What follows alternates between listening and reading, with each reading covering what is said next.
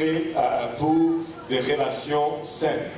Et nous voulons avoir... Qui aime avoir de bonnes relations? Tu veux avoir de bonnes relations. Amen. Mais pour avoir de bonnes relations, ça prend les 9 secrets. Les 9 secrets sont les 9 aspects du fruit de l'esprit. Tu vas trop vite. Sont les 9 aspects du fruit de l'esprit. Et nous avons introduit cette leçon il y a 2 semaines. Et la semaine passée, nous avons vu le premier fruit qui était l'amour. Amen. Et aujourd'hui, nous allons voir le deuxième fruit qui est la joie. C'est la 3e partie, mais le deuxième fruit. On va aller dans Galates 5, 22 et 23. Si quelqu'un peut le lire à haute voix pour nous tous. Mais le fruit de l'esprit, c'est l'amour, la joie, la paix, la patience, la bonté, la bénignité, la fidélité, la douceur, la tempérance. La loi n'est pas contre ces choses. La loi n'est pas contre ces choses. Certaines personnes ont un malaise lorsque un pasteur commence à prêcher sur les relations. Très souvent on dit, ce ne sont pas de tes affaires. Alléluia. Mais au fait, c'est dans nos relations que notre christianisme est vécu. Donc si nous allons être des chrétiens, moindrement, nous allons adresser les relations. Amen. Et dans nos relations avec Dieu, nous vivons notre christianisme, et c'est là où c'est observé, dans nos relations avec nos familles, avec nos amis, et avec toute autre personne. Je ne suis pas connu comme chrétien sur base de ce que je crois, mais plutôt par le fruit observé dans ma vie. Parce que la croyance, au fait, elle n'est pas visible. Si je te vois passer sur la rue, je ne sais pas ce que tu crois ou qu'est-ce qu'il y a dans ta tête. Mais si je vois ton comportement, je peux déduire certaines choses. Amen. Donc, notre chrétienté, c'est à base de ce que les gens observent dans notre vie. Amen. Et pendant environ 50 ans, je dirais même plus de 50 ans, Hollywood est en train de nous enseigner, et où Hollywood nous enseigne un mythe selon lequel si je trouve tout simplement la bonne personne, je veux vivre heureux pour toujours. Et tout le monde est à la recherche de cette personne parfaite, la bonne personne. L'homme parfait ou la femme parfaite. Si je trouve cette personne, je veux vivre une vie heureuse.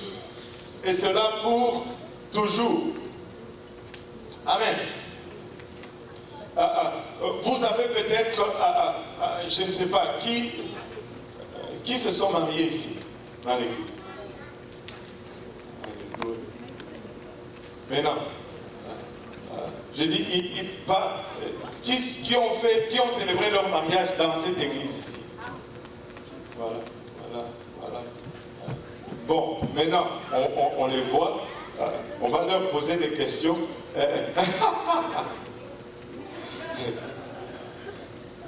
Après avoir marché dans le allée de l'église, et après avoir dit oui, je le veux, vous êtes-vous retrouvé avec une surprise ou c'est ce à quoi vous vous attendiez? Ne me donnez pas de réponse. Okay? Je veux que personne soit dans le trou. Amen. Des fois, avant le mariage, tu penses que ça va être comme ci, comme ça, mais après, tu dis, comme Pasteur Graham dirait, le mariage c'est comme le moustiquaire de fenêtre. Toutes les mouches à l'intérieur veulent rentrer, et toutes les mouches à l'extérieur veulent rentrer, mais les mouches à l'intérieur veulent sortir. Aïe, aïe, aïe. Le fait est que même les meilleures relations passent à travers des hauts et des bas. Amen. Vous n'êtes pas heureux tout le temps dans une relation. Je vois certaines personnes qui font ça. Surtout ceux dont l'époux ou l'épouse n'est pas ici. Ceux dont l'époux est ici. Il ne bouge pas, il regarde. Il y a toujours des hauts et des bas dans une relation. Vous n'êtes pas heureux tout le temps dans une relation. Vous avez épousé un être humain. Amen. C'est un être humain que vous avez épousé. Votre ami, c'est un être humain. Les gens tombent malades. Des fois, nous argumentons. Des fois, nous avons des malentendus. Parfois, nous sommes inconsidérés. Nous manquons à cette attention. Nous sommes distraits. Parfois, les choses ne vont pas bien. La vie n'est pas une lune de miel constante. Tu sais, la lune de miel, des fois, elle dure seulement une semaine. Ce n'est même pas un mois. Et certains jours, pour être honnête, sont des catastrophes totales. Tu voudrais juste que la journée finisse, hein, et qu'on passe à autre chose. Dis, bon, pour celle-ci, je déclare que j'ai échoué, j'attends seulement demain. Tu sais qu'une journée commence mal lorsque tu es sur l'autoroute et que ton klaxon commence à sonner tout seul et qu'il bloque et que tu es en arrière d'une bande de motards Hells Angels.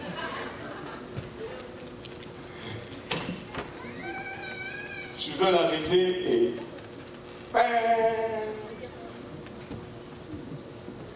Tu sais que ta journée est une mauvaise journée si tu as une sœur jumelle qui oublie le jour de ton anniversaire.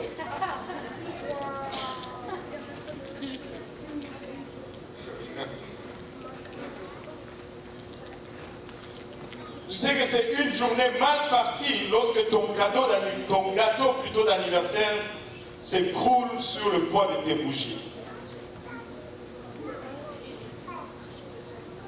Ou quand tu portes des vêtements à l'envers et tu trouves que ça va bien. Là, c'est une journée qui commence mal. Et chaque fois que nous cherchons des relations, qu'il s'agisse d'un mariage ou d'une amitié, les gens se disent, je veux juste être heureux. Amen. Je veux juste être heureux. Il n'y a rien de mal à cela. Il n'y a rien de mal à vouloir être heureux. Mais aujourd'hui, nous allons parler de beaucoup mieux que le bonheur. Aujourd'hui, nous allons parler de ce dont la Bible nous parle. Ce dont nous avons vraiment besoin dans notre relation. Ce n'est pas le bonheur. Ce dont nous avons vraiment besoin dans notre relation, c'est la joie. Tout le monde dit la joie. Et il y a une différence entre la joie et le bonheur. La joie est très différente du bonheur. La plupart des gens pensent qu'ils pourraient être heureux si seulement ils pouvaient faire quelque chose. Ou si seulement quelqu'un pouvait faire quelque chose pour eux, ça serait le bonheur pour eux. Mais ce n'est pas le cas.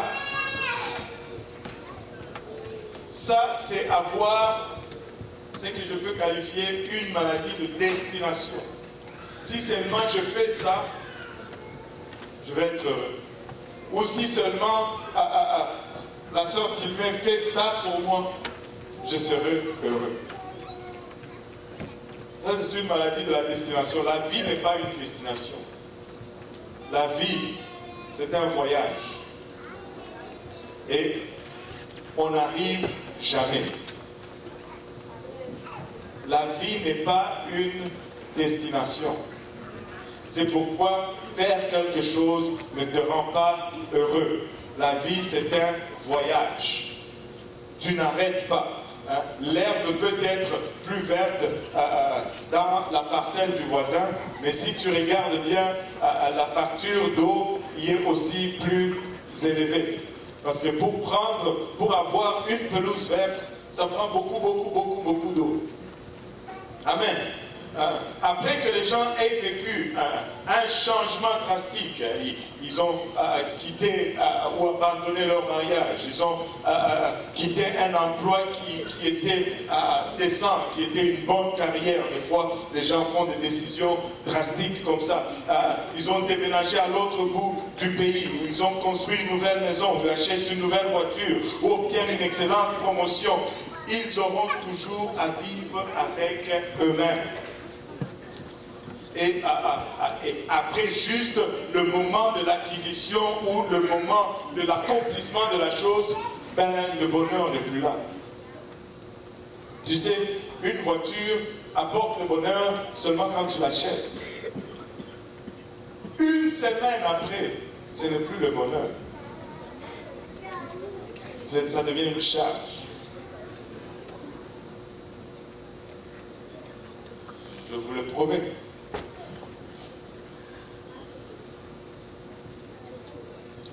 Nulle part dans la Bible, Dieu nous conseille de rechercher le bonheur. Car le bonheur n'est pas un concept biblique.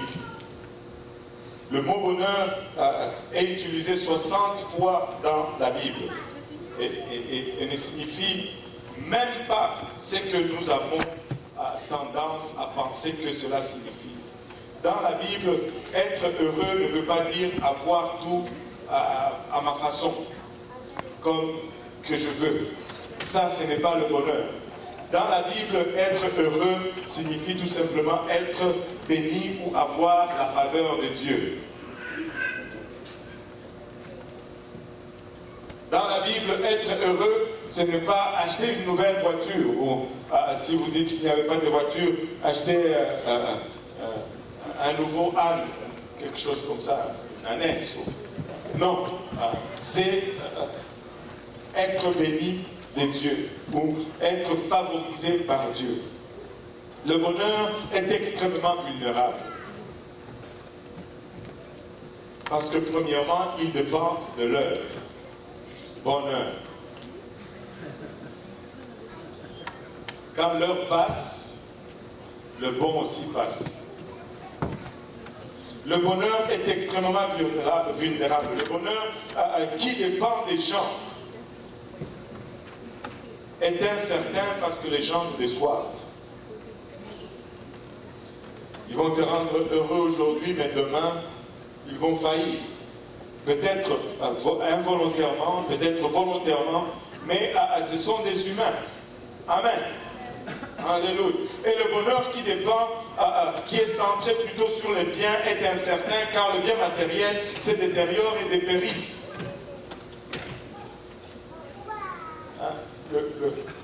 La veste que tu avais achetée, moi je me rappelle, j'ai une veste, je la garde encore, malgré les tentatives de mon épouse de la jeter, j'arrive à prolonger sa vie.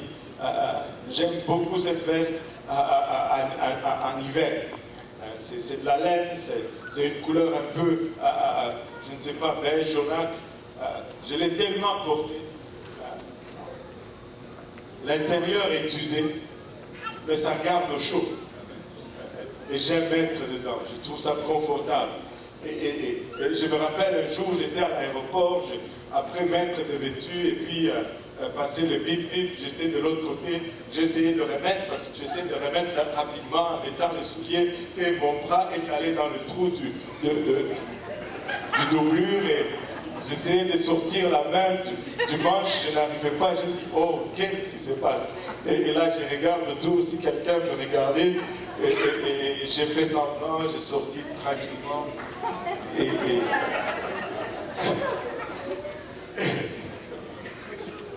tu ne peux pas baser ton bonheur sur le bien matériel, parce que le bien matériel se détériore et dépérisse. Le bonheur basé sur la santé n'est pas fiable non plus, car le temps vient à bout de tout le monde. Tu sais, nous vieillissons. Nous vieillissons. Peu importe ce que tu fais, les rides vont sortir. Tu peux faire comme tu veux. Tu vas vieillir. Si un des prédicateurs a dit, il y a des prières que tu peux épargner. Tu peux ne pas prier. Seigneur, aide-moi à ne pas vieillir. Aide-moi. Ça, ce sont des prières que tu peux épargner. Nous allons vieillir tous. Tu sais, il y a 2 ans, j'ai fait mon tout premier bilan de santé. Bon, il fallait finalement que j'y aille parce que avec l'âge, tu commences à sentir des choses dans le corps. Et moi, je suis allé et il y avait une jeune demoiselle là qui était toute en forme. Elle me fait rentrer dans cette salle. Elle me met d'abord sur une bicyclette. Je devais pédaler. Et elle me dit des pompes. Je devais faire des pompes. C'est là que j'ai réalisé que ça faisait longtemps que j'avais fait ces choses. Elle m'a fait les sit-ups pour les abdominaux. Je vous dis, j'ai eu une crampe au ventre. Je n'ai jamais su que tu pouvais avoir une crampe au ventre. Mais les muscles du ventre peuvent aussi cramper. Et c'est difficile à défaire parce que tu ne sais pas quoi faire. Et c'était horrible, tout simplement. Tu ne peux pas baser le bonheur sur la santé, car ce n'est pas viable. Maintenant, le bonheur ne peut pas être fondé non plus sur les relations sociales, car les relations sociales sont imprévisibles. Aujourd'hui, tu peux être une étoile, mais demain, il va y avoir une autre étoile qui va t'éclipser. Il va toujours y avoir quelqu'un d'autre qui fait mieux, qui est plus beau, qui est plus rapide, qui est plus jeune. Et voilà. Donc tu ne peux pas non plus baser le bonheur sur cela. Tout ce que nous bâtissons notre bonheur sur finit par nous décevoir. C'est pourquoi le monde est plein de gens cyniques et découragés. Et c'est pourquoi nous vivons une époque où les gens sont désespérés. Les gens ont tout essayé pour atteindre le bonheur. Et tu peux regarder ce que les gens font aujourd'hui. Ils s'injectent les trucs dans les visages pour ne pas avoir des rides. Et après, c'est comme ils ne peuvent pas sourire. Ils sourient, le visage ne se déforme pas. Ça fait peur après. Ils essayent toutes sortes de choses et cela ne dure jamais. Et les pécheurs ou le monde est tout simplement fatigué de toutes ces choses. Certains, plutôt contrairement au bonheur, la Bible utilise le mot joie ou joyeux ou réjouissez-vous plus de 160 fois. Et il nous enseigne que la joie vient seulement de l'Esprit de Dieu. Et cet esprit doit être en nous. Si tu as le Saint-Esprit de Dieu en toi, tu as cette capacité en toi de produire la joie. Et voilà comment cela fonctionne. Regardez ceci. Le bonheur est extérieur. Est-ce que je peux avoir mon tableau là? Le bonheur, la différence entre le bonheur et la joie. Le bonheur est extérieur. Le bonheur va être déclenché ou généré par des choses qui sont extérieures. Alors que la joie est intérieure. La joie va sortir de l'intérieur. Peu importe ce qu'il y a à l'extérieur, il peut y avoir quand même la joie qui sort de ton cœur si l'Esprit de Dieu est à l'intérieur. Le bonheur est temporaire parce que ça dépend de l'heure. Ça va être pour un temps, tandis que la joie, elle est permanente, parce qu'elle ne dépend pas des choses à l'extérieur. Elle est toujours là. Du temps que la présence de Dieu est là, elle peut générer la joie en nous. Le bonheur est basé sur le hasard. Vous savez, des fois, nous pouvons dire, nous avons fait ceci. Nous avons souvent des fois utilisé, j'ai eu la chance. Par chance, j'ai fait ceci. Par chance, je fais cela. Mais laissez-moi vous dire, la joie est basée sur le choix. J'ai choisi d'avoir le Saint-Esprit. J'ai choisi de vivre pour Dieu. Je ne suis pas au hasard, au tâton, en train de chercher ce qui peut me donner un bonheur à l'extérieur. J'ai choisi Dieu. Dieu habite en moi. Il y a une source de joie continue en moi. Alléluia, c'est par choix que tu vas être joyeux. Amen. Le bonheur est basé sur les circonstances. Et quand les circonstances changent, le bonheur n'est plus là. Et les circonstances sont toujours extérieures. Les circonstances sont toujours hors de notre contrôle. Tu ne peux pas contrôler tes circonstances. Mais la joie est basée sur Christ. Christ est solide, Christ est immuable. En lui, il n'y a aucun nombre de variations. Il est le même hier, aujourd'hui et éternellement. Si il produit le bonheur aujourd'hui, il va produire le bonheur, il aurait produit le bonheur hier, et produira le bonheur demain, et éternellement. En lui, il n'y a aucun nombre de variations. La joie est basée sur Christ. La joie est basée sur Christ. Maintenant, si nous regardons les relations, il y a 3 éléments ou 3 extincteurs de la joie dans une relation. 3 extincteurs de la joie dans une relation. Et presque à chaque fois que vous rencontrez des problèmes dans une relation, ça sera une ou plusieurs de ces 3 choses. Elles tuent la joie dans les relations. Tu ne peux pas avoir une relation quand il n'y a pas de joie. Alors ça devient un fardeau. La première des choses qui tue la joie dans une relation, c'est l'égoïsme. Que tout le monde dise égoïsme. Hein? Quand on pense à soi-même d'abord. L'égoïsme. L'égoïsme tue la joie dans les relations. Parce que l'égoïsme dit, je veux ce que je veux. Amen. Ça, c'est ce que je veux ce que je veux. L'égoïsme est centré sur moi-même et non sur l'autre. Ce qui m'intéresse, c'est mon désir, ce qui m'intéresse, c'est mon plaisir, ce qui m'intéresse, c'est ce qui m'est agréable. Tout est centré sur moi. Si c'est pas bon pour moi, compte-moi pas dedans. Mais regardez Jacques 4, versets 1 et 2. D'où viennent les luttes et d'où viennent les querelles parmi vous? N'est-ce pas vos passions qui combattent dans vos membres? Vous convoitez et vous ne possédez pas. Vous êtes meurtriers et envieux et vous ne pouvez pas obtenir. Vous avez des querelles et des luttes et vous ne possédez pas parce que vous ne demandez pas. Vous êtes envieux, vous convoitez. Meurtrieux, envieux, et vous ne pouvez obtenir. Et ça, c'est la source de querelle. C'est que moi, je veux. Moi, et moi. Ça tue la joie dans une relation. La racine du problème des difficultés relationnelles est une lutte de pouvoir entre 2 personnes qui sont égoïstes, mais qui très souvent vont être aussi insécures, mais jamais satisfaits de soi-même. Toujours penser que, tu sais, quand tu penses toujours que tu es mieux que l'autre, en fait c'est parce que tu as peur que l'autre soit meilleur que toi. Toujours en train de se comparer. Pour beaucoup d'entre nous, pour résoudre le problème relationnel que nous avons actuellement, la solution simple est de grandir et d'arrêter d'être égocentrique. Vous savez, l'égocentrisme ou l'égoïsme est un signe d'enfantillage extrême. Vous avez vu les enfants quand ils jouent, c'est à moi, tous les jouets, c'est moi, c'est pour moi. Nous devons juste grandir. Quand tu as 2 enfants, on demande toujours au plus grand, donne à ton petit frère. Amen.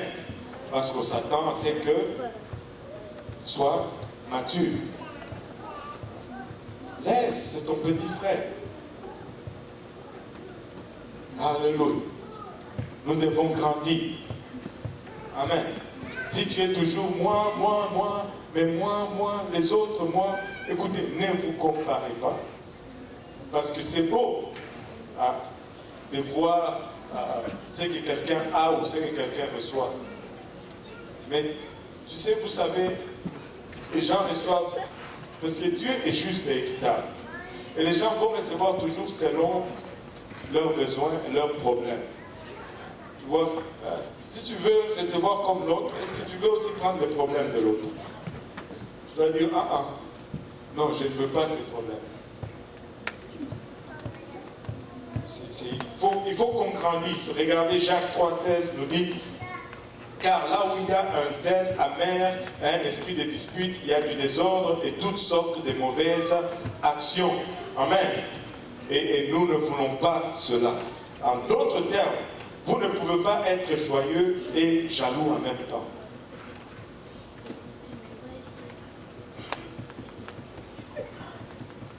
Vous ne pouvez pas être joyeux et jaloux en même temps.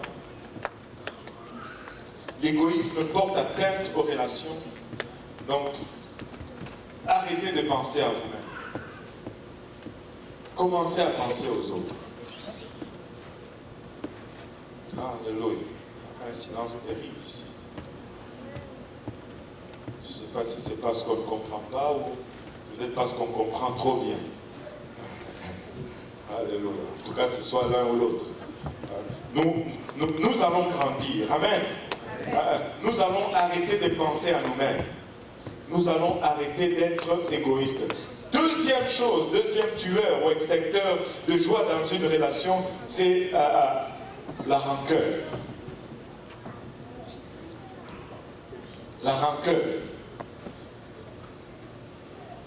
Moi là, je suis fâché là. Ok? La rancœur. Ou le ressentiment, en d'autres termes.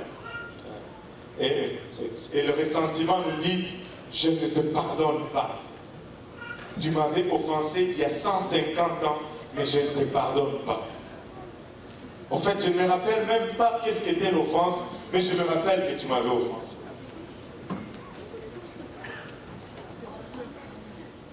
Tu avais fait quelque chose. Je me rappelle, je ne peux pas dire ce qui, c'est un jeune couple, on était ensemble dans le service anglophone, on riait après, ils disaient, on était allé manger chez eux, ils ont commencé à dire, l'homme en parlait, la femme priait, racontait comment ils étaient, il dit, avant de venir à l'église et qu'ils reçoivent le Saint-Esprit, quand le mari offensait sa femme, elle prenait une feuille, elle écrivait dessus, elle collait ça sur le frigo. Et ça pouvait rester là pendant 6 mois. Tu m'as offensé, je ne veux pas oublier. Ma femme sourit parce qu'elle s'en rappelle. Alléluia. Je n'invente rien. Tu sais, la rancœur dit, je ne te pardonne pas. Nous nous blessons dans les relations, parfois intentionnellement, parfois involontairement. C'est un fait de la vie. Ce que vous faites avec ce mal fait une différence. Tu peux être blessé, mais qu'est-ce que tu vas faire avec le mal qu'on t'a fait? Qu'est-ce que tu vas faire avec le mal? Le problème, ce n'est pas l'offense ou le mal posé contre toi. Mais le problème, c'est ce que tu fais avec. Parce que si tu utilises de la bonne façon, tu vas sortir de là grandi, établi, enraciné. Mais si tu utilises ça de la mauvaise façon, tu risques de rester prisonnier pendant longtemps, pendant très longtemps. Que vous soyez joyeux ou que vous soyez misérable, rien ne détruit une relation plus vite que la rancœur ou le ressentiment. Il faut savoir relâcher. Il faut savoir pardonner. Il faut savoir espérer. Hébreux 12, 15 nous dit, veillez à ce que nul ne se prive de la grâce de Dieu, à ce qu'aucune racine d'amertume poussant de rejeton ne produise du trouble et que plusieurs en soient infectés. Écoute, si tu gardes la rancœur, l'amertume dans ton cœur, cela va te faire priver de la grâce de Dieu. Cela te prive de la grâce de Dieu. Et ça affecte plusieurs. La rancœur ou le ressentiment consomme de l'énergie émotionnelle. Car vous passez tout votre temps à ressentir le fait que quelqu'un vous a fait mal. Et des fois, ça fait mal. Je ne suis pas en train de dire que nous allons être de robots ou des gens insensibles, que peu importe ce que les gens font, on fait juste et puis on continue. Mais il faut savoir produire le positif avec cela. Regardez, Proverbe 11, verset 29, celui qui trouble sa maison héritera du vent. Au fait, ça dit celui qui a toujours de la rancœur et qui ne pardonne pas, il n'y a pas d'héritage dans sa maison. Ou c'est lui le fou, ça, il y a une autre version qui dit le fou qui provoque sa famille à la colère et au ressentiment. Au final, il n'a rien, il n'a pas d'héritage. En d'autres termes, si vous refusez de pardonner, vous vous blessez vous-même et la rancœur vole la joie. La rancœur va voler la joie. Ça va nous voler de notre joie. Troisième voleur de joie, c'est la crainte. Ou la peur. La peur dit je ne vous fais plus confiance. La peur enlève la confiance. Et lorsque la peur se développe dans votre vie, la joie quitte vos relations. Si vous approchez quelqu'un à base de la peur, il n'y a pas de joie dans cette relation. Proverbe 12, verset 25 nous dit « L'iniquité dans le cœur de l'homme là-bas, mais une bonne parole le réjouit. » Ou plutôt, qu'est-ce que j'ai dit, l'iniquité? L'inquiétude dans le cœur de l'homme là-bas, mais une bonne parole le réjouit. La peur nous vole la joie. La peur nous fait construire des murs au lieu des ponts. Et lorsque vous êtes rempli de peur, il n'y a pas d'intimité émotionnelle. C'est impossible de s'attacher à vous. Et quand il n'y a pas d'intimité émotionnelle, il n'y a pas de joie. Impossible d'avoir la joie. Regardez 1 Jean 4, 18. La crainte n'est pas dans l'amour, mais l'amour parfait bannit la crainte. Car la crainte suppose un châtiment. Et celui qui craint n'est pas parfait dans l'amour.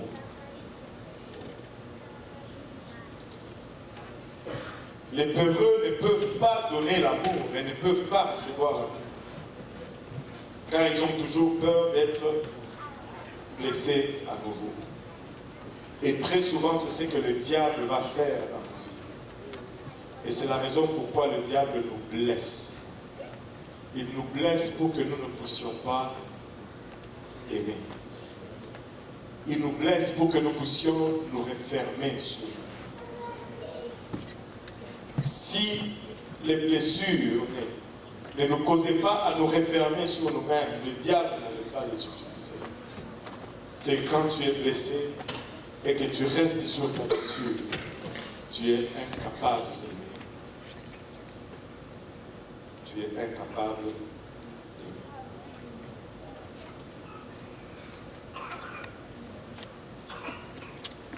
La peur fait trois choses aux relations. La peur me rend défensif. Voilà. Quand j'ai peur, je suis toujours à la défensive.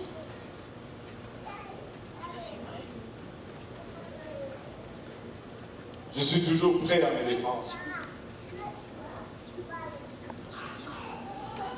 Et lorsque je me trompe, je ne veux pas l'admettre, je ne veux pas l'accepter. Je vais renier, je vais cacher parce que j'ai peur. Tu sais, un enfant qui a un mauvais bulletin, il a tendance à le cacher. Tu sais, je me rappelle, à l'époque, si je revenais de la maison, nous on avait ce qu'on appelait un journal de classe. Je ne sais pas si vous avez la même chose. Je dis ici, ils disent agenda, mais nous on appelait ça journal de classe. Et dans cette affaire-là, il fallait faire signer ça tous les jours.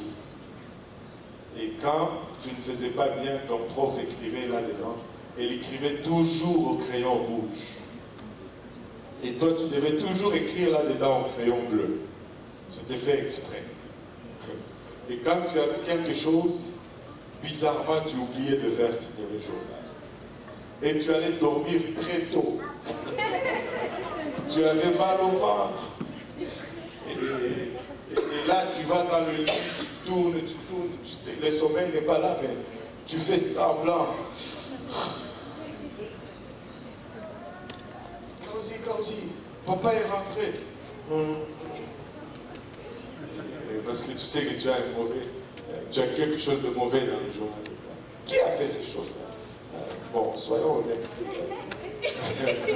Peut-être on sait jamais. Aïe.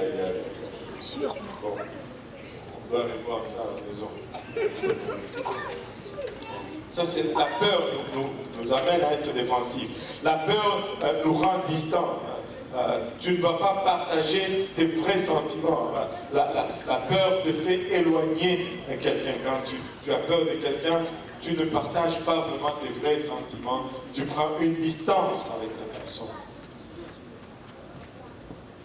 La peur me rend demandant. Je dois toujours avoir le contrôle. Quand tu as peur, tu cherches toujours à contrôler. Tu cherches toujours à manipuler. Tu cherches toujours à contrôler. C'est la peur qui te fait ça. Au fait, ce sont les trois sentiments fondamentaux qui interfèrent aussi dans notre relation avec Dieu. L'égoïsme, les rancœurs et la peur. Il y en a qui se fâchent contre Dieu parce qu'il y a une tragédie qui est arrivée dans la famille. Et tu vas travailler avec eux, prier longtemps avec eux, et jusqu'à ce qu'un jour tu réalises que vous n'avancez pas parce qu'ils sont en colère contre Dieu.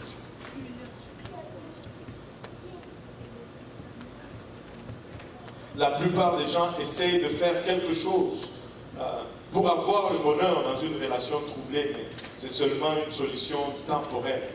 Ils vont être contents aujourd'hui et puis après ils ne sont pas contents. Ils vont sortir, aller manger dehors, mais quand ils rentrent, ils sont plus contents. Et ce dont vous avez besoin, c'est la joie. Et cela ne vient que de l'Esprit de Dieu. Quand nous avons l'Esprit de Dieu, nous avons la joie. La joie dans une relation ne vient pas de recevoir. Et ça, nous avons été induits beaucoup en erreur et nous ne rendons pas service aux enfants aujourd'hui lorsque nous leur inculquons cette notion que plus nous leur donnons, plus ils vont être joyeux. Et les gens gâtent leurs enfants. Ils donnent et ils donnent et ils donnent. Et ça devient des enfants insensibles, tellement matérialistes. Un jouet ne dure plus longtemps. Tu achètes le jouet aujourd'hui et demain, il n'est plus bon. Écoutez, moi je me rappelle quand on était petit, déjà, le seul jouet vraiment qu'on avait, c'était le ballon. Et on faisait notre propre ballon avec les sachets. Tu ramassais les sachets, tu mettais en boule, et puis tu sais les fils dans un sens en croissant, et puis tu allais dans l'autre sens, et c'était notre ballon. Et tu sais, quand vous étiez quelque part et qu'une famille était un peu moins nantie, à un moment donné, il y avait des ballons en plastique rouge comme ça. Et quand quelqu'un avait ça dans le quartier, il était le chef de tout le monde. Il commandait tout le monde. Et vous alliez jouer avec ces ballons pendant des mois. Il va crever. Et puis vous allez prendre des morceaux de caoutchouc. Vous allez avec du feu. Vous mettez le feu, vous brûlez un peu, vous collez, vous pompez. Et c'est le même jouet encore et encore et encore. Ça, c'était notre enfance. Et on avait beaucoup de plaisir. Tu pouvais jouer avec rien. Tu joues avec rien pendant longtemps. Mais aujourd'hui, on te donne un téléphone cellulaire de $600. Et puis une semaine après, c'est plus bon. Il faut acheter l'autre qui est sorti. Mince! Le téléphone fait des photos, fait des Snapchat, fait des appels, fait de l'internet, fait des jeux vidéo. C'est pas assez. Ça prend le iPad, ça prend le laptop, ça prend le MacBook Air. Aide-nous, Seigneur. Aide-nous, Seigneur. Tu sais, quand nous sommes allés en Afrique, nous avons collecté jouets. Et il fallait voir. Il y avait presque, je ne sais pas, 300 enfants pour une cinquantaine de jouets. C'est parti. Il n'y en avait plus. Et tu voyais certains avec un morceau de camion. Mais il était content avec le morceau de camion. La joie ne vient pas de recevoir. La vraie joie vient de donner. Quand tu donnes, c'est là la vraie joie. La vraie joie vient quand tu donnes. Quand tu donnes, il y a un sentiment, il y a une sensation de satisfaction qui n'est pas affectée par tout ce qui se passe à l'extérieur. Si nous pouvons apprendre cela, vous savez, l'économie de Dieu est différente et contraire à l'économie du monde. Ce qui est spirituel est contraire au charnel. Le monde dit prends. Mais Dieu dit donne. Humainement, vous êtes programmés pour recevoir. Et nous avons toujours tendance à recevoir. Mais le fruit de l'esprit vous reprogramme pour donner. Quand vous avez le fruit de l'esprit, votre programme change. Là, vous êtes intéressé maintenant à donner. Vous êtes prêt à donner. Écoutez, nous devons développer le fruit de l'esprit. Acte 20, 35 nous dit « Je vous ai montré de toute manière que c'est en travaillant ainsi qu'il faut soutenir le faible et se rappeler les paroles du Seigneur qui a dit lui-même « Il y a plus de bonheur à donner qu'à recevoir. » Oui, je sais que c'est le mot bonheur là-bas et je parle de joie, mais le mot bonheur ici signifie tout simplement béni de Dieu ou avoir la faveur de Dieu. Ce n'est pas ce que nous avons comme conception de bonheur. Il y a plus de joie à donner qu'à recevoir. Tu es plus content quand tu donnes que quand tu reçois. La première clé de joie dans une relation est que vous devez vous concentrer sur l'autre plutôt que sur vous-même. Si vous voulez que votre relation marche, soucie-toi du besoin de l'autre. Et l'autre se soucie de tes besoins. Et c'est comme ça que vous vous rencontrez. Dans le mariage, c'est pareil. Mais nous avons une génération égoïste. Même dans le mariage, il rentre là-dedans pour soi-même.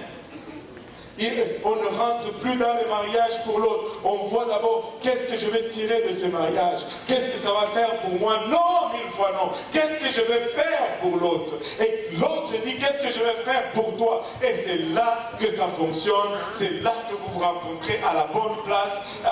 Sans cela, c'est l'égoïsme. Si toi, tu penses à toi-même et l'autre pense à lui-même, écoutez, vous n'allez jamais vous rencontrer.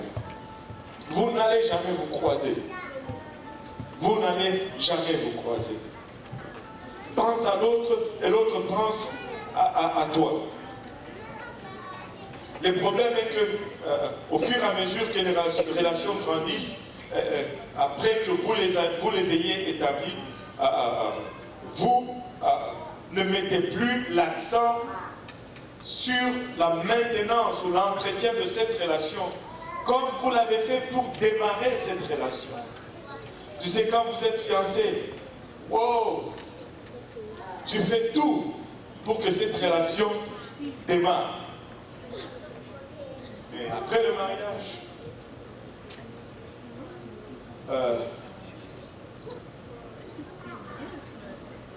on n'investit plus. Regardez les 5 étapes d'un mariage en voie de refroidissement. 5 étapes d'un mariage en voie de refroidissement. Première année. Bébé, chérie, je m'inquiète de ce reniflement que tu as. Là, sa femme fait juste... Et ça l'inquiète. Ça m'inquiète. J'ai appelé l'ambulance pour t'amener à l'hôpital, pour qu'on fasse un contrôle et que tu aies un peu de repos. Je sais que tu n'aimes pas la nourriture de l'hôpital, donc je vais t'apporter des plats faits maison. Première année de mariage. Juste 9-1-1. L'ambulance à la maison. Deuxième année de mariage. Bon. Mais encore mon cœur. Je n'aime pas les sons de cette toux. Là, le reflux est passé. La dame. Je n'aime pas le son de cette toux. J'ai arrangé pour que le docteur Johnson fasse un passage à la maison. Laisse-moi te mettre au lit et je vais te mettre au chaud. Pas d'ambulance. 3e année. Ah, tu as l'air d'avoir une fièvre. Pourquoi ne vas-tu pas à la clinique pour te faire soigner? Je vais garder les enfants. D'abord, on appelait l'ambulance. Là, on appelle le docteur. Et là, il va à l'hôpital, moi je vais garder les enfants. Aïe, aïe, aïe. 4e année. Regarde, sois raisonnable. Après avoir nourri et baigné les enfants et lavé la vaisselle, tu devrais te coucher.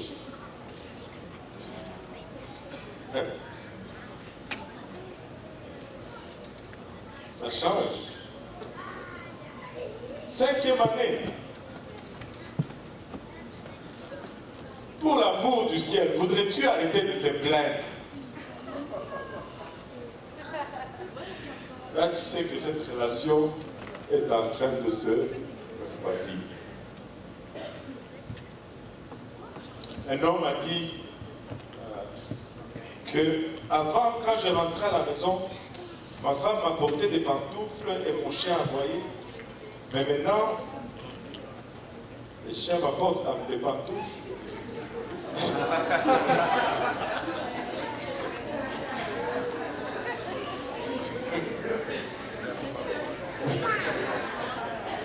Amen.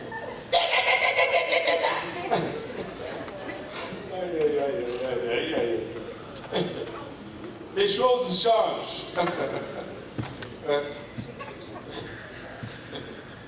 La joie ne vient pas quand je me rends heureux. La joie vient quand je rends les autres heureux. Dieu l'a conçu de cette façon.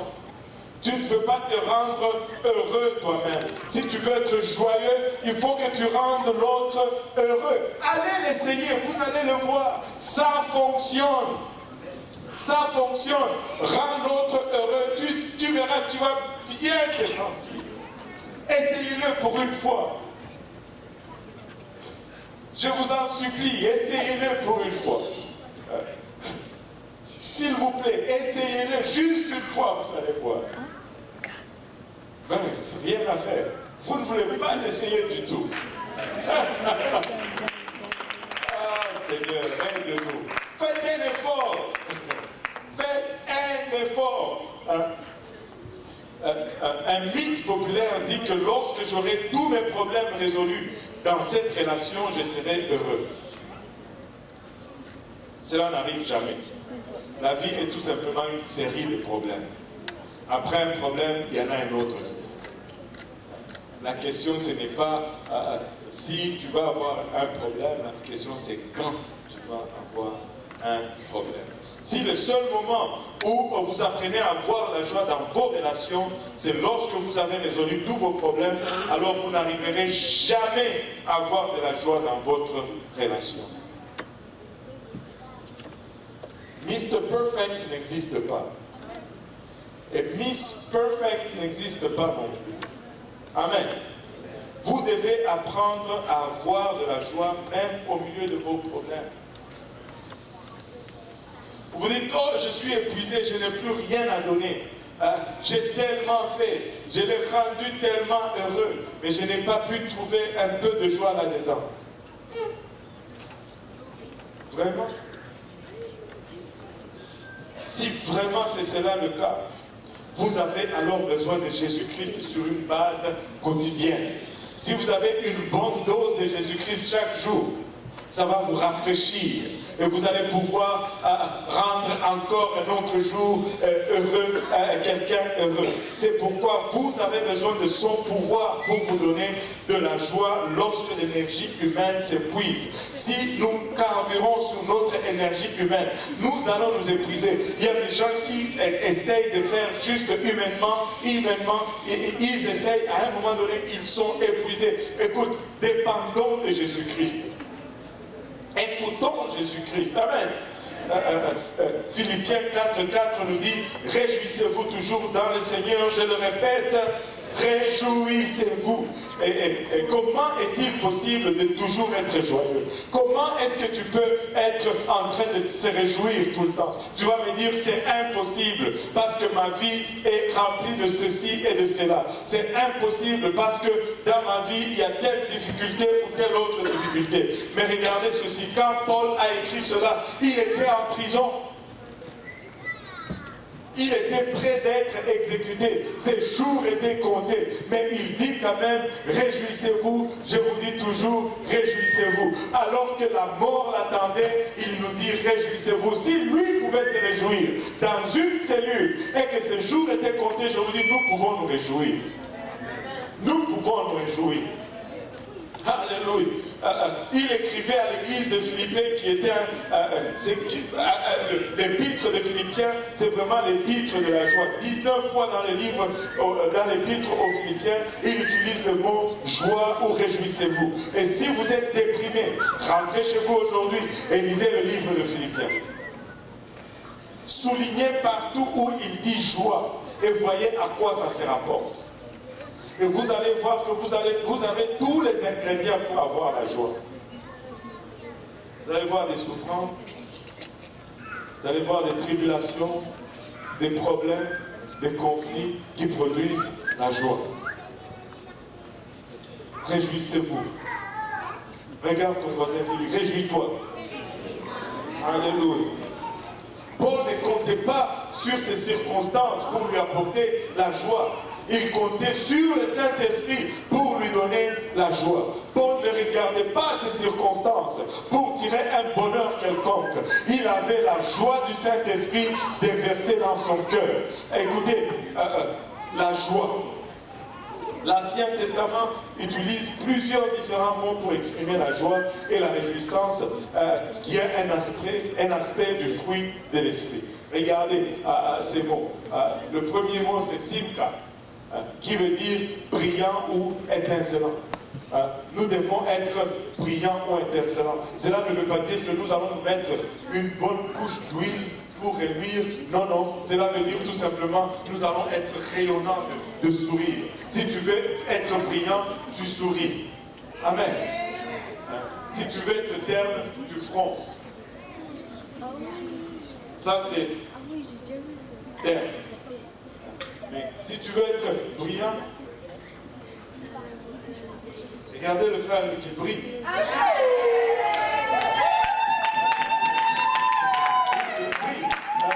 Vous devez être brillant. Vous devez être brillant. On ne sert pas quand même du jus de citron à l'église. On sert le fruit de l'esprit. Avez-vous vu un seul citron dans le fruit? Bon, je ne sais pas. Si vous l'avez vu, il est accompagné de fraises. Bien sucrées. Brillant ou étincelant, il y a masso. Attendez, il y a masso. D'abord, brillant ou étincelant, ça veut dire comme les yeux d'un enfant. Juste là.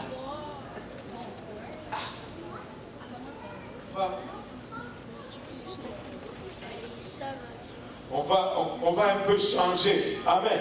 On va changer notre aspect. Vous savez, juste le sourire change le visage de quelqu'un. Si tu commences à sourire, tu commences même à être un peu plus beau. Tu commences à être intéressant.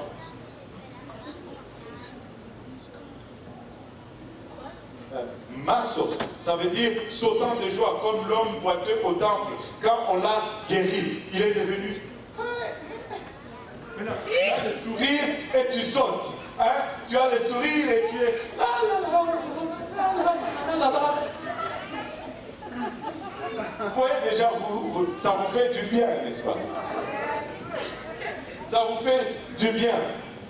Soyons joyeux. Hein? Ne soyons pas... Mais non. Oh. Ah, comment?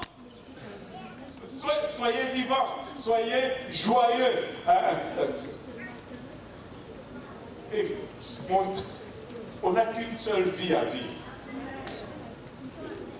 Vis-la dans la joie. Ne gaspille pas. Les temps qui passent, on ne les récupère jamais. Souris, sois joyeux. Sois joyeux. Regardez le troisième mot, Rina, qui dit criant de joie comme le jour de la Pentecôte. Alléluia!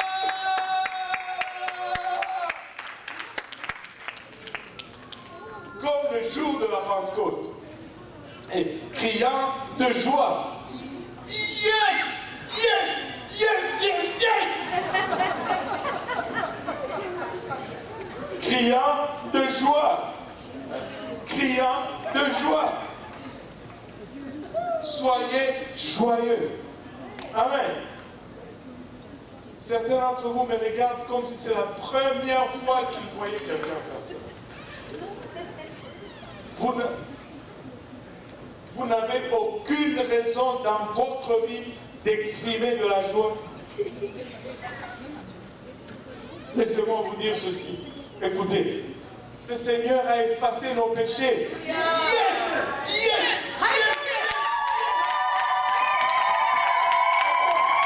Ce n'est pas pour rien que Paul dit, soyez joyeux. Il n'y a pas une source de joie qui dépasse celui-là. Il n'y a pas une source de joie au-dessus de celui-là. Tu sais pourquoi ça t'arrive pas? Parce que ça conduit dans l'éternité, où les jours, on ne finit pas de compter les jours, tellement on ne finit pas de compter les jours et on arrête de les compter. Ça veut dire l'éternité.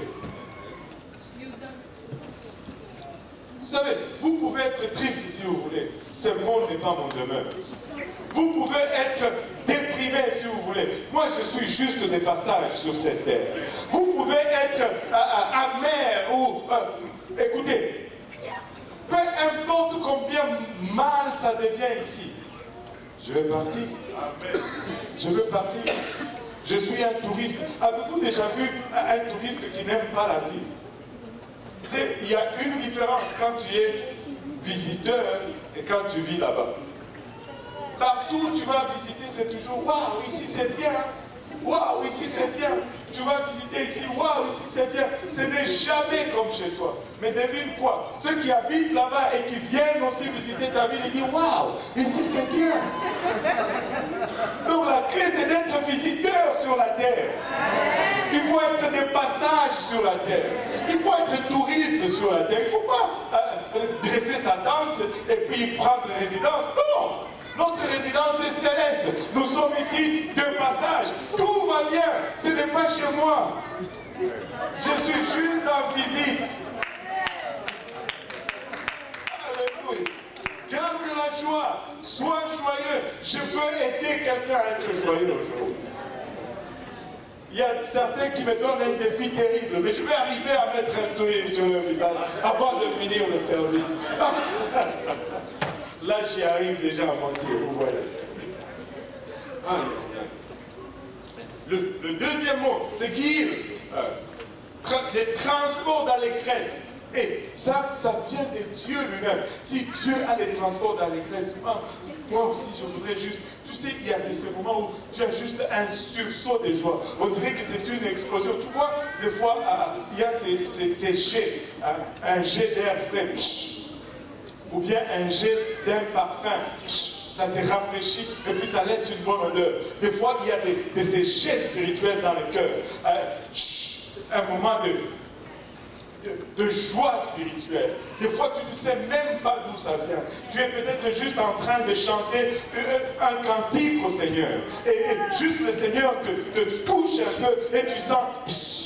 Et c'est comme une fraîcheur et un bon parfum agréable à Dieu. C'est comme un sursaut d'allégresse dans la présence du Seigneur.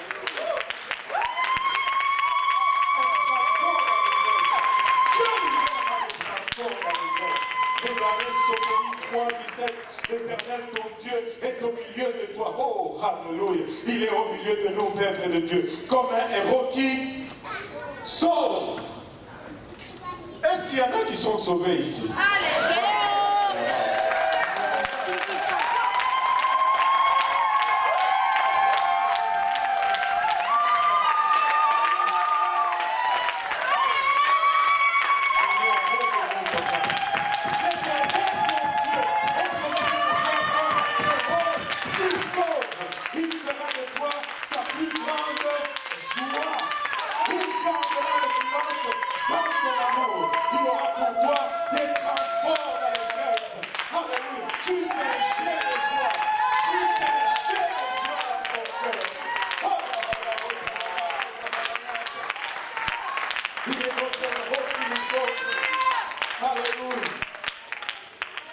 Alléluia Jésus, alléluia. Il fera de toi sa plus grande joie. Vous savez pourquoi tu es la joie du Seigneur? Si quelqu'un peut me résoudre cette équation, je vous ai déjà donné le solutionnaire. Comment? Nous sommes la joie du Seigneur, nous faisons la joie du Seigneur parce qu'il nous donne. Il nous donne. Il nous donne des bénédictions. Il a donné sa vie pour nous. Il nous donne le salut. La joie provient du fait que tu donnes.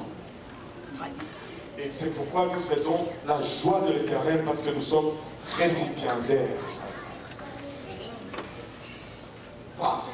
Mais si nous voulons qu'il soit notre joie, nous commençons à lui donner de notre temps. Nous commençons à lui donner de nos louanges. Nous commençons à lui donner de nos adorations. Nous commençons à lui donner de notre attention. Nous commençons à dire, oh,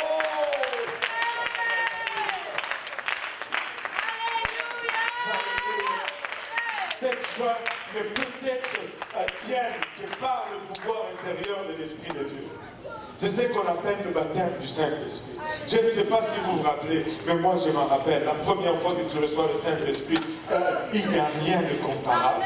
Parce que cette chair n'a jamais ressenti cela et ne va jamais ressentir cela ailleurs que par le Saint-Esprit du Dieu vivant. Quand l'Esprit de Dieu vivant vient et habiter en toi, en ce moment où tu perds un peu de ta nature et que tu connectes à cette joie, tout devient différent.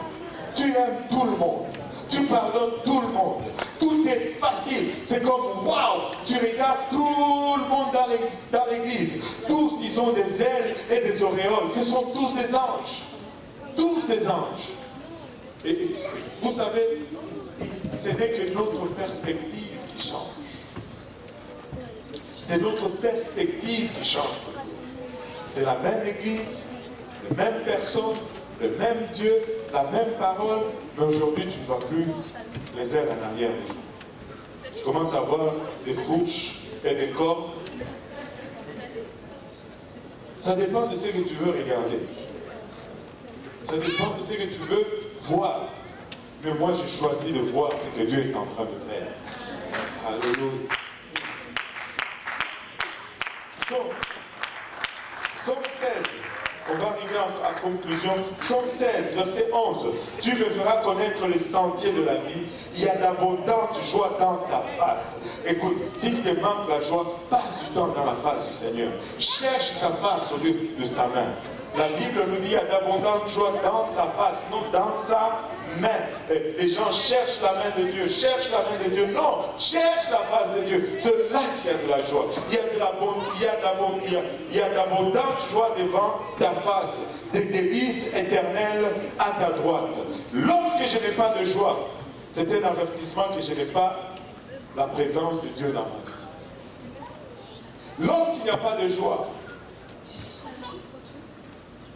peut-être que mon niveau de prière est bas. Mon niveau de lecture de la parole de Dieu est très basse.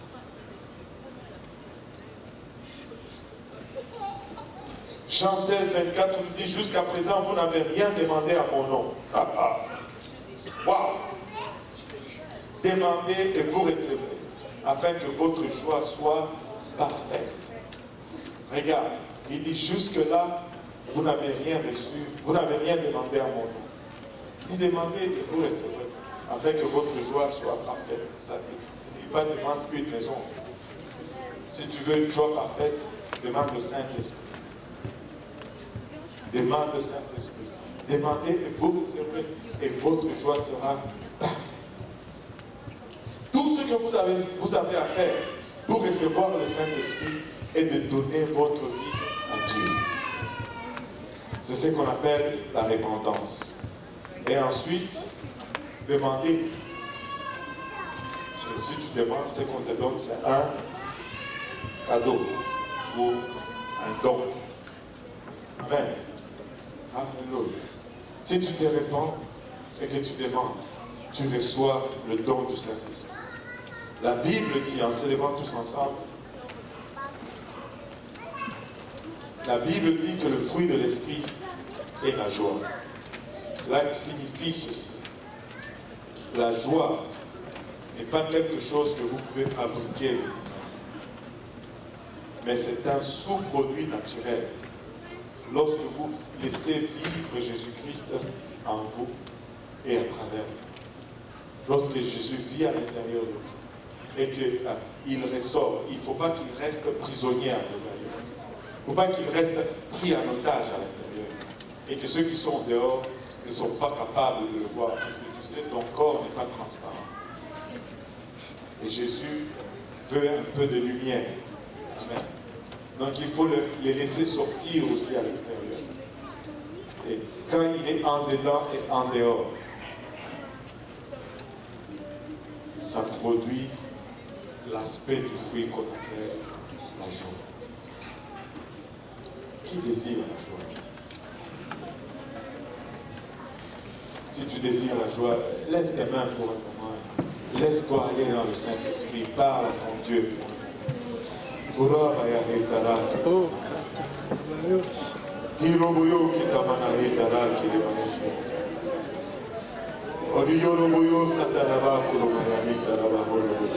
Seigneur, te rendons grâce éternelle pour ton amour, Papa, ta bonté et ta fidélité, Seigneur.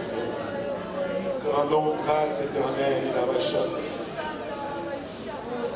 Papa, pour le privilège du salut et le don du Saint-Esprit éternel. Papa, il a nous venons prier, Papa, que tu inondes nos cœurs, Papa, de ton esprit. Papa, il a nous voulons nous défaire de tout extincteur, Papa, de joie, Seigneur. Loin de nous l'égoïsme. Loin de nous la peur, Seigneur Jésus-Christ. Loin de nous, Papa, la rancœur, Seigneur. Nous voulons pardonner. Alléluia. Papa, nous voulons expérimenter. Nous voulons vivre, Papa, le temps que tu nous as accordé, Papa, de façon étincelante, Seigneur Jésus-Christ. Nous voulons vivre, Papa, le peu de temps que tu nous as accordé, Papa, de façon brillante, Papa, sautant, attentif, Papa, dans ta joie, Seigneur Jésus-Christ. Criant tout le temps de joie, Père, alléluia, et étant transporté l'allégresse, Papa, dans ta présence.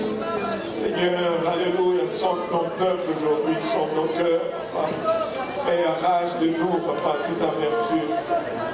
Arrache de nous, Seigneur Jésus-Christ, toute rancœur, Seigneur, arrache de nous, Papa, toute égoïsme.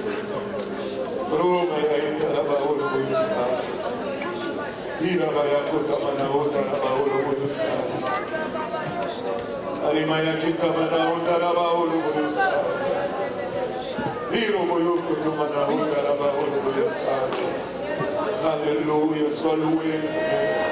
Sois glorifié, Papa, sois exalté, Seigneur. Alléluia. Si tu es là et que tu n'as pas encore reçu le don du Saint-Esprit avec l'évidence de parler en langue, Dieu peut te remplir aujourd'hui. Et tu peux expérimenter, alléluia, cette joie, alléluia, inexprimable. Alléluia. Cette joie qui transcende toute la compréhension humaine. Gloire au nom de Jésus, gloire au nom de Jésus.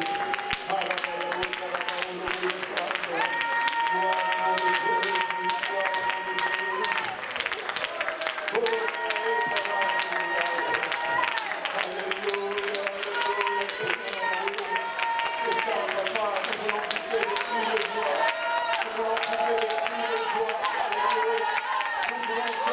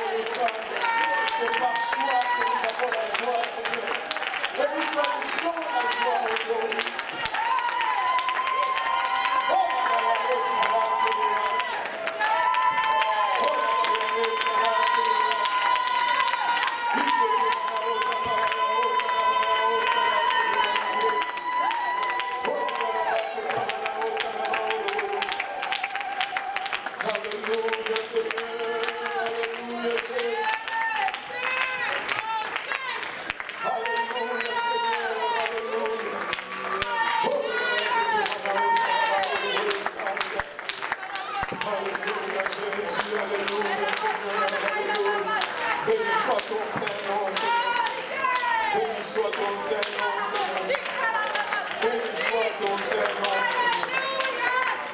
Béni soit ton Saint-Nom, Seigneur.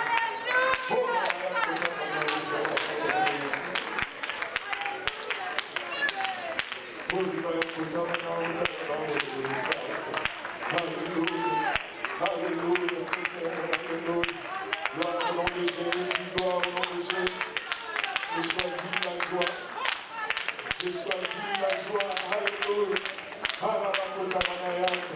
Je choisis la joie du Saint-Esprit. Alléluia, Seigneur. Alléluia, Jésus. Alléluia. Alléluia. Dis à ton voisin, j'ai choisi la joie. Alléluia. Gloire au nom de Jésus. Attends en main pour le Seigneur.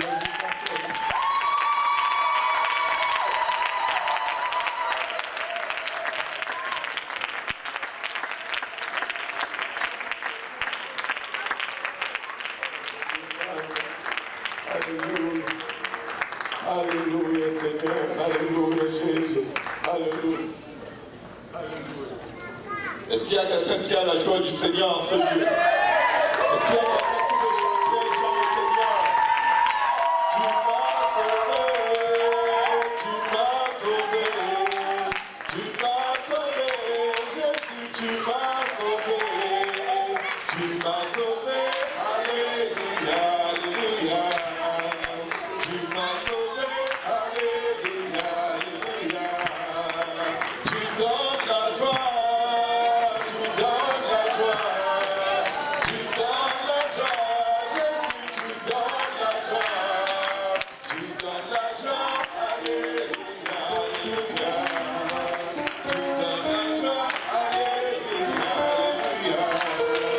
Tu m'as guéri.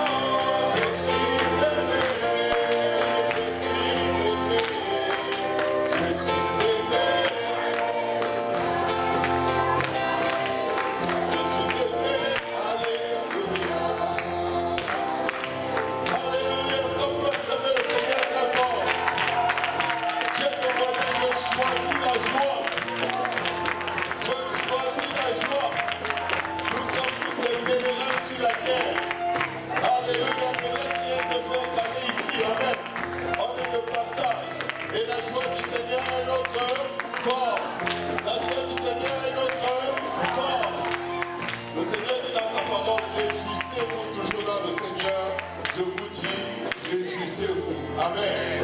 Que Dieu vous bénisse dans le merveilleux nom de celui qui est assis sur le trône, qui connaît la fin de toutes choses avant son commencement. Jésus, le roi des rois. Amen.